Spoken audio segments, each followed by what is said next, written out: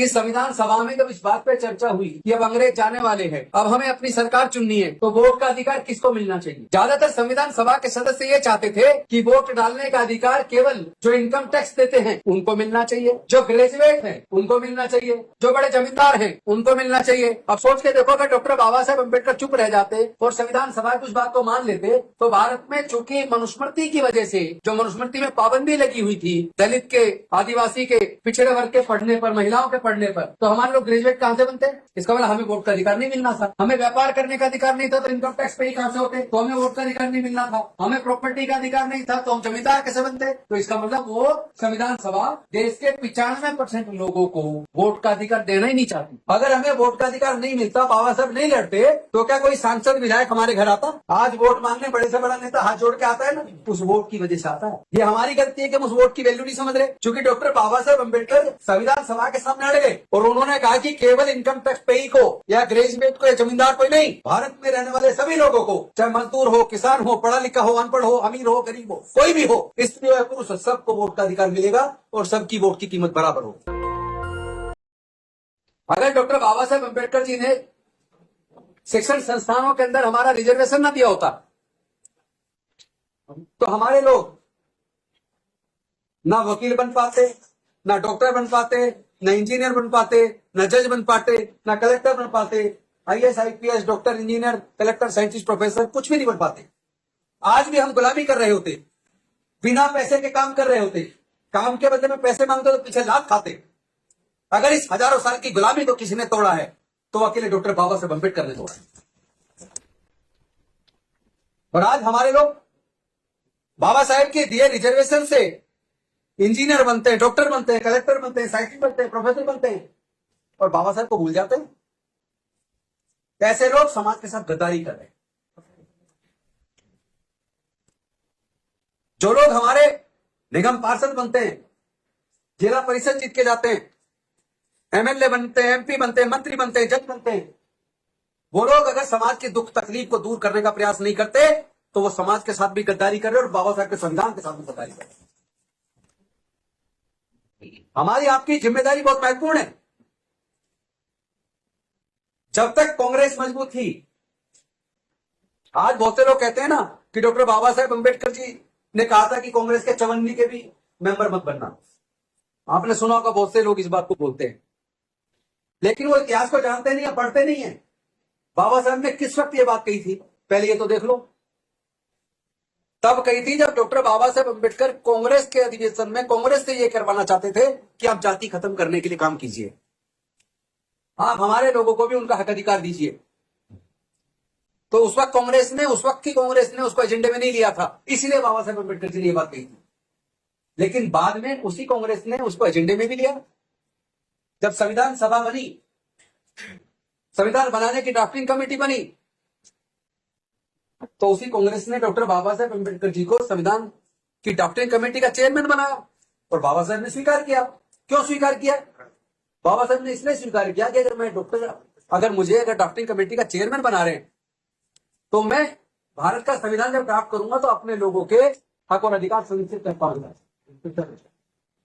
और जब वो प्रथम कानून मंत्री बने, पहली बात तो जब ड्राफ्टिंग कमेटी के चेयरमैन हो गए, ड्राफ्ट बनाया, संविधान पेश किया, तो संविधान के अंदर अपने पूरे समाज को, चाहे वो आदिवासी हो, चाहे वो दलित हो, चाहे वो पिछड़ा हो, चाहे वो महिला हो, चाहे मजदूर हो, चाहे किसान हो,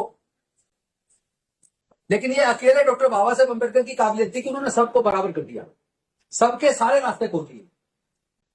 और अभी बहुत लोगों को यह भी नहीं पता है कि संविधान सभा में जब इस बात पे चर्चा हुई कि अब अंग्रेज जाने वाले हैं, अब हमें अपनी सरकार चुननी है, तो वोट का अधिकार किसको मिलना चाहिए।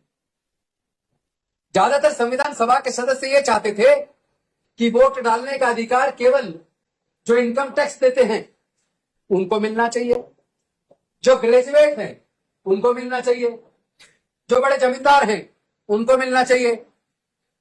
अब सोच के देखो, अगर डॉक्टर बाबा साहेब अम्बेडकर चुप रह जाते और संविधान सभा की उस बात को मान लेते, तो भारत में चूंकि मनुस्मृति की वजह से, जो मनुस्मृति में पाबंदी लगी हुई थी दलित के, आदिवासी के, पिछड़े वर्ग के पढ़ने पर, महिलाओं के पढ़ने पर, तो हमारे लोग ग्रेजुएट कहां से बनते?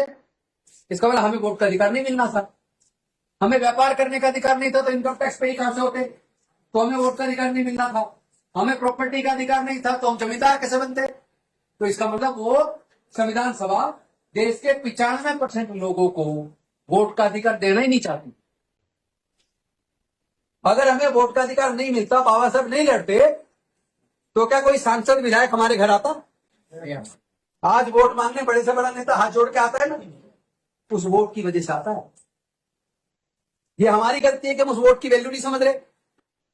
क्योंकि डॉक्टर बाबा साहब अम्बेडकर संविधान सभा के सामने अड़ गए और उन्होंने कहा कि केवल इनकम टैक्स पेई को या ग्रेजुएट को या जमींदार को नहीं, भारत में रहने वाले सभी लोगों को, चाहे मजदूर हो, किसान हो, पढ़ा लिखा हो, अनपढ़ हो, अमीर हो, गरीब हो, कोई भी हो, स्त्री हो या पुरुष, सबको वोट का अधिकार मिलेगा और सबकी वोट की कीमत बराबर होगी। One man one vote one value. लेकिन हमारे लोगों ने अपनी उस वोट की कीमत को पहचाना नहीं। कोई शराब की बोतल में, कोई 1000-2000 रुपए में, कोई 10-20 किलो अनाज में अपना वोट बेच देता और 5 साल तक फिर अपना दमन होता है। तो बाबा साहब अम्बेडकर जी ने संविधान में सबको बराबर कर दिया। अगर बाबा साहब ये कहते हैं कि नहीं कांग्रेस की सरकार है, मैं नहीं बनूंगा मंत्री, सोच के देखो क्या हिंदू महिलाओं को जो हिंदू कोड बिल के माध्यम से अधिकार मिले, क्या वो अधिकार मिल पाते हैं? अगर बाबा साहब अम्बेडकर संविधान लिखने की जिम्मेदारी से मना कर देते कि मुझे कांग्रेस के साथ मिलकर काम ही नहीं करना है, मुझे संविधान सभा में जाना ही नहीं है, मुझे कानून मंत्री बनना ही नहीं है आपकी सरकार में, तो सोच के देखो जो कुछ हमें मिला, जो रिजर्वेशन मिला नौकरियों में, शिक्षण संस्थानों में, या जो वोट का अधिकार मिला, एमपी एमएलए बनने का अधिकार मिला, ये जितने भी अधिकार मिले, अगर बाबा साहेब अम्बेडकर संविधान सभा में नहीं होते और बाद में कानून मंत्री नहीं बनते, तो क्या जो वो हमें देकर गए कब हमें मिल पाता? इसका मतलब वो जो लोग ये बात कहते हैं कि चवन्नी के भी वर्कर मत बनना, वो किसी और समय पे कहा था, लेकिन बाद में डॉक्टर बाबा साहब अम्बेडकर जी ने उसी कांग्रेस के साथ मिलकर अपनी जिम्मेदारी समझते हुए अपने समाज को संविधान के माध्यम से देकर चले गए ना सब कुछ। और जब कांग्रेस की सरकार बन गई, बाकी सरकारों ने क्या दिया और क्या आपका छीन लिया, और कांग्रेस ने हमें क्या दिया, इसका भी अध्ययन कर लेते हैं। जब देश गरीब था तो शिक्षा फ्री थी। कांग्रेस की सरकार में इतना वजीफा मिल जाता था, स्कॉलरशिप के पैसे से ही पढ़ के हमारे लोग इंजीनियर बन गए, जज बन गए, कलेक्टर बन गए, साइंटिस्ट बन गए, प्रोफेसर बन गए, वकील बन गए। तमाम बड़ी बड़ी कुर्सियों पे हमारे लोग बिना पैसे खर्च किए स्कॉलरशिप के पैसे से पढ़ के बन गए। गलत कह रहा हूं क्या? और जब पहले बैंक प्राइवेट होते थे, इंश्योरेंस कंपनियां प्राइवेट होती थी, लेकिन कांग्रेस ने बैंकों का, इंश्योरेंस कंपनियों का राष्ट्रीयकरण किया। इंदिरा जी के टाइम पर बैंकों का, इंश्योरेंस कंपनियों का राष्ट्रीयकरण हुआ तो उसके अंदर हमारे लाखों लोगों को रोजगार मिला। 100 से ज्यादा पीएसयू बनाए कांग्रेस के टाइम पर। उन पीएसयू के अंदर हमारे लाखों लोगों को नौकरियां मिली। एक मिडिल क्लास बना हमारे समाज में से। जब नौकरी मिली तो मिडिल क्लास बना ना, कुछ पैसा आने लगा घर में, अच्छा खाने को मिलने लगा, अच्छा पहनने को मिलने लगा, बच्चों के लिए अच्छी पढ़ाई मिलने लगी। अगर ये नौकरी ना मिली होती, सोच के देखो, अगर हमारे लोगों को नौकरियां ना मिली होती तो क्या हमारा मिडिल क्लास बन पाता? मिडिल क्लास बना तो हमने बहुत सारी संस्थाएं बनाई। संस्थाओं को जब चंदा देने का काम कौन करता है? मिडिल क्लास करता है। बामसेफ बनी, बामसेफ मिडिल क्लास की थी ना, नौकरी पैसा थे ना, वो सारे चंदा देते थे तो कांसीराम जी पार्टी बना पाए। अगर वो चंदा नहीं देते, अगर नौकरी ना लगी होती तो चंदा देने के लिए पैसा नहीं होता, पर पैसा नहीं होता तो बामसेफ खड़ी नहीं हो पाती, बामसेफ खड़ी नहीं हो पाती तो राजनीतिक पार्टी खड़ी नहीं हो पाती। तो जो भी कुछ हम लोग कर पाए वो मिडिल क्लास जो बना वो नौकरी से बना। तो हमें थैंक्स करना चाहिए उस सरकार को जिसने नौकरी देने का काम किया, जिसने स्कॉलरशिप देने का काम किया। लेकिन एक ऐसा समय आया जब हमारा समाज किसी न किसी कारण से कांग्रेस से दूर हुआ। मुस्लिम कांग्रेस से दूर हुआ, तमाम अल्पसंख्यक कांग्रेस से दूर हुए। उसके बाद जो सरकारें बनी, उन सरकारों के बनने के बाद क्या हुआ, इसका भी अध्ययन कर लीजिए। और इस बात को इसलिए मत मानना कि मैं कह रहा हूं, राजेंद्र गौतम कह रहा है, खुद जांच परख लो, सारी सरकारों के काम निकाल लो। जब तक कांग्रेस रही उसने क्या क्या काम किए, उसके बाद दूसरी सरकारें बनी उन्होंने क्या क्या काम किए, क्योंकि कांग्रेस के टाइम पर ही scheduled caste component plan, tribal sub plan भी कांग्रेस ने दिया, प्लानिंग कमीशन कांग्रेस ने दिया, सोच बाबा साहेब अम्बेडकर की। बाबा साहेब अम्बेडकर की सोच को कांग्रेस ने लागू किया। जमीन के खेत की जमीन के पट्टे दिए 20 सूत्री कार्यक्रम में, 20 पॉइंट प्रोग्राम में, इंदिरा जी के टाइम पे। एग्रीकल्चर लैंड के भी पट्टे दिए, रेजिडेंशियल प्लॉट के पट्टे भी दिए। लोगों को मकान के लिए पैसा भी मिला उस वक्त। और उसके बाद जैसे जैसे वो कमजोर हुआ, भारत सरकार ने पहली बार डिसइन्वेस्टमेंट मिनिस्ट्री बनाई अटल बिहारी वाजपेयी के टाइम पर, सरकारी संस्थानों को बेचने के लिए। और जो जो सरकारी संस्थान बिक गया, वहीं हमारी नौकरी के रास्ते बंद। उसी सरकार ने धीरे धीरे हमारा स्कॉलरशिप खत्म कर दिया। जो फेलोशिप मिलती थी हमारे पीएचडी स्टूडेंट्स को, वो फेलोशिप भी लगभग बंद। जो नौकरी मिल जाया करती थी, इतने सारे पीएसयू में सारे ज्यादातर पीएसयू बेच दिए, वहां नौकरी खत्म। सरकारी नौकरी में फोर्थ क्लास एम्प्लॉयमेंट को पूरी तरह बंद करके ठेके पे दे दिया, आउटसोर्स कर दिया, वहां नौकरी खत्म। जो सफाई कर्मचारी होते थे, अगर वो पक्की नौकरी है तो 50,000 से ज्यादा तनख्वाह है, लेकिन जो ठेकेदार के तहत काम कर रहा है उसको 8-10 हजार रुपये मिल रहे हैं। तो ये इतना शोषण जो ठेकेदारी प्रथा की वजह से हुआ, फोर्थ क्लास एम्प्लॉयमेंट को पूरी तरह आउटसोर्स करने की वजह से हुआ, देश के सारे पीएसयू बिकने की वजह से नौकरियां चली गई।